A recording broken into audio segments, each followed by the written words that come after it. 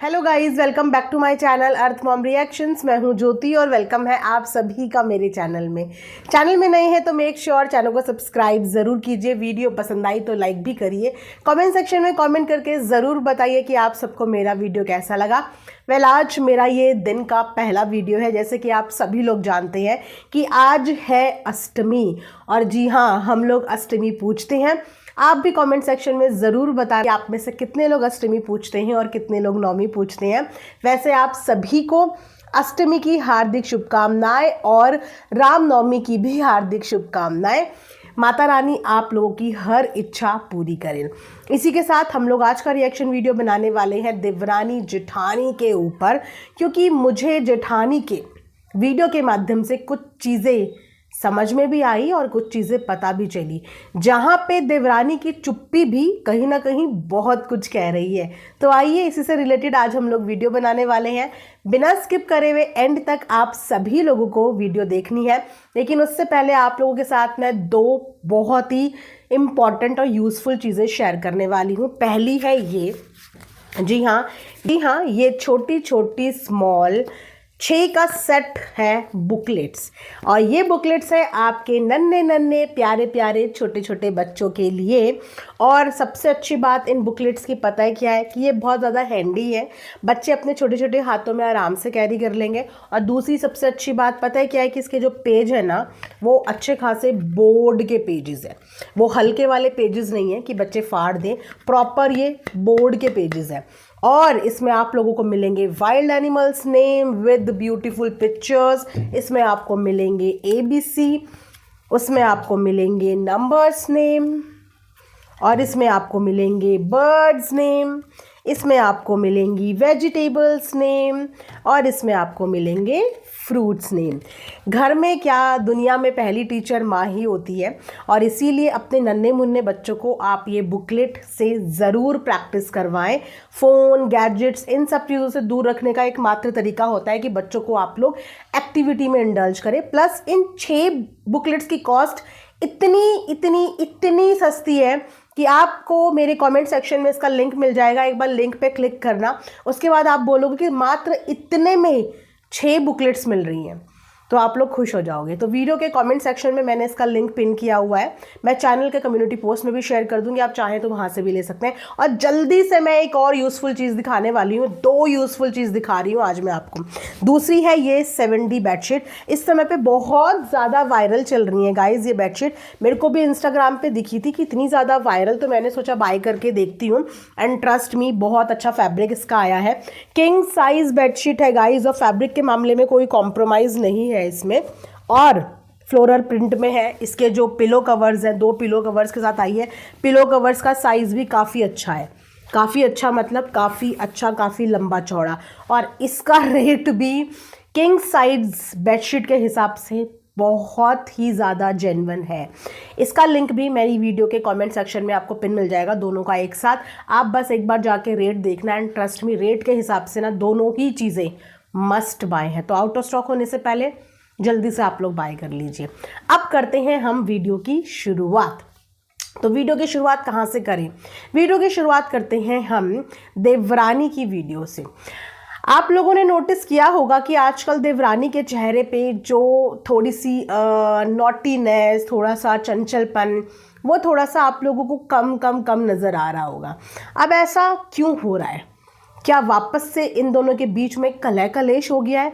यही प्रिडिक्शन लगा रहे थे ना आप लोग, यही लगा रहे थे ना? सब नहीं, लेकिन कुछ लोग यही प्रिडिक्शन लगा रहे थे ना।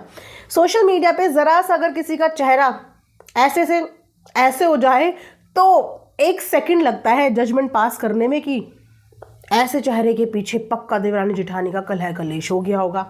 प्रिडिक्शंस लगनी शुरू हो गई। अब इस बीच में देवरानी ने तो कुछ भी ऐसा नहीं बोला। हाँ, लेकिन अगर आप लोग गहराई से सोचें तो इसका एक रीज़न ये भी हो सकता है कि इंसान अपने बिजनेस पे अपना टाइम ज़्यादा दे रहा है। बिजनेस के साथ साथ इंसान अपने घर का काम भी मैनेज कर रहा है। कभी कभी होता है कि हमारे मूड भी स्विंग होते हैं, कभी कभी ये भी होता है कि हम टायर्ड भी फील करते हैं, कभी कभी लो भी फील करते हैं, या कभी कभी लाइफ में अप डाउन चलता रहता है। लेकिन उसका हमेशा मतलब ये नहीं होता कि ज़रूर देवरानी जेठानी के बीच में ही कुछ हुआ होगा। ठीक है, तो निक्कू ने ऐसा कोई साइन नहीं दिया, ऐसा कोई सिम्टम भी नहीं दिया, लेकिन उसके बावजूद ऐसा गैस कर लिया गया। अब इसके अलावा जैसे कि आप सब जानते हैं कि छठ व्रत चल रहा था और छठ व्रत में निक्कू अपनी सास को तैयार करती हुई नजर आई। वो अपनी सास को नेल पेंट लगा रही थी, उनके जो है छोटी मोटी चीज़ें वो वहाँ पे बैठ के करा रही थी। अब यहाँ पे क्या होता है ना कि अगर एक बहू सास का थोड़ा सा केयर कर ले तो दूसरी बहू को नीचा दिखा दिया जाता है, और अगर दूसरी बहू सास का कुछ कर ले तो पहली को नीचा दिखा दिया जाता है। सिर्फ इतना सा समझने में कितनी मुश्किल लगती है कि भाई वो दोनों के ही पेरेंट्स हैं, वो दोनों के ही पेरेंट्स। अगर कोई बहू एक चीज़ कर रही है तो इसका मतलब ये थोड़ी है कि दूसरी बहू कुछ भी नहीं कर रही होगी, और अगर दूसरी बहू कोई चीज़ कर रही है तो उसका मतलब ये थोड़ी है कि पहली बहू कुछ नहीं कर रही होगी। दोनों अपने अपने हिसाब से चीज़ें कर रहे हैं, राइट। अब माँ एक है, पापा एक है, तो ऑब्वियस सी बात है ना कि कुछ चीज़ें छोटी करेगी तो और कुछ चीज़ें बड़ी करेगी। तो जो चीज़ें छोटी करेगी छोटी अपनी वीडियो में वही दिखाएगी, और जो चीज़ें बड़ी करेगी बड़ी अपनी वीडियो में वही दिखाएगी। और ऐसा पॉसिबल भी हमेशा नहीं होता कि जो वो कर रहे हैं वो हमेशा वीडियो में दिखाएं। कभी कभी ऐसा भी होता है कि इंसान शूट करना भूल जाता है, ऑन द स्पॉट कैमरा हाथ में नहीं होता, 100 चीज़ें होती हैं, इंसान का मूड नहीं होता, कभी मन नहीं होता, तो वीडियो में से बहुत सारे टाइम्स काफ़ी सारी चीज़ें जो हैं वो मिस भी हो जाती हैं। अब क्योंकि देवरानी ने अपनी सास को नील पेंट लगाया तो जेठानी के ऊपर सबकी नज़रें चली गई कि इसने क्या किया इसने क्या किया। ओ सासू माँ का गुस्सा, जी हाँ, सासू माँ के गुस्से के ऊपर भी काफ़ी चर्चा हो रही थी ना कि सासू माँ ने गुस्सा कर दिया है, बड़ी बहू को डांट दिया है। और कामनी ने भी अपने टाइटल में ये डाला था कि जिससे उम्मीद होती है इंसान उसी पे नाराज़ होता है। बिल्कुल बिल्कुल, जिससे उम्मीद होती है इंसान उसी पे नाराज़ होता है। और एक बात बताऊं, नाराज़ भी उसी पे होता है जिस पे इंसान अपना हक समझता है, लेकिन जिससे उम्मीद नहीं होती ना उससे इंसान ना हर्ट होता है ना ही इंसान को उससे फ़र्क पड़ता है। तो अगर कामनी की किसी चीज़ की वजह से आंटी को बुरा लगा है, इसका मतलब दिल के कोने में कौन सी जगह कामनी की है, इस चीज़ पर ध्यान दो कि दिल के कोने में कौन सी जगह है कामनी की कि आंटी उससे इतनी उम्मीदें करती हैं, इतनी एक्सपेक्टेशन करती हैं, उसको जिम्मेदार समझती हैं। वैसे चलो ये तो बात कामनी की रही, लेकिन जब वो वीडियो मैंने भी देखा ना तो आंटी ने स्पेशली वो कामनी को नहीं बोला था, उन्होंने तुम लोगों को बोला था। और तुम लोगों में उनकी दोनों ही बहुएं इंक्लूड होती हैं, दोनों ही बहुएं। कई बार हमने निक्कू को भी डांट खाते हुए देखा यार, मतलब बड़ों की डांट में भी ना आशीर्वाद होता है। बहुत सौभाग्यशाली होते हैं वो जिन्हें अपने बड़ों की डांट भी नसीब होती है, वरना दुनिया में ऐसे बहुत लोग हैं जिनके पास डांटने वाला कोई है ही नहीं, जिनके ऊपर गुस्सा करने वाला कोई है ही नहीं। जब हम देखते हैं कि किसी को डांटने वाले उनके बड़े हैं, मम्मी हैं, पापा हैं, सास हैं, ससुर हैं, और कोई कोई घर ऐसा होता है जहाँ पे गार्जियन ही नहीं होते, वहाँ पे इंसान तरस जाता है, बड़ों की डांट के लिए, उनकी नाराज़गी के लिए भी तरस जाता है। तो ये भी फैमिली का एक हिस्सा ही होता है। अगर माँ को हक होता है अपने बच्चों पे नाराज़ होने का, तो सास का हक क्यों नहीं हो सकता कि वो अपनी बहुओं पे नाराज़ हो जाए? बिल्कुल नाराज़ हो सकती है, उनका हक बनता है ये। इसमें कभी भी सास को जज नहीं करना चाहिए, क्योंकि उनकी बहू को अपने सास के सेंटीमेंट समझ में आ रहे हैं। इस बार मैं सच बताऊं तो कामनी ने जिस तरीके से स्टैंड लिया है ना, वो मुझे बहुत अच्छा लगा। चाहे वो स्टैंड उनकी सास के लिए हो, चाहे वो स्टैंड बीते दिनों धनवी के लिए हो, चाहे फिर वो स्टैंड अपने देवरानी जेठानी के रिश्ते के लिए हो, या फिर वो स्टैंड अपने खुद के बच्चे के लिए हो। मुझे समझ में नहीं आता कि कैसे घूम फिर के जब वीडियो में किसी को कुछ ना मिले तो बच्चे के किसी एक्टिविटी को पकड़ लो और उसकी एक्टिविटी पे लंबे लंबे लेक्चर्स, लंबे लंबे भाषण देने शुरू कर दो। मतलब कैसे ध्यान भी कैसे जाता है, ध्यान कैसे जाता है। इतने छोटे बच्चे अगर नासमझी नहीं करेंगे, इतने छोटे बच्चे अगर गलतियां नहीं करेंगे तो फिर कौन करेगा।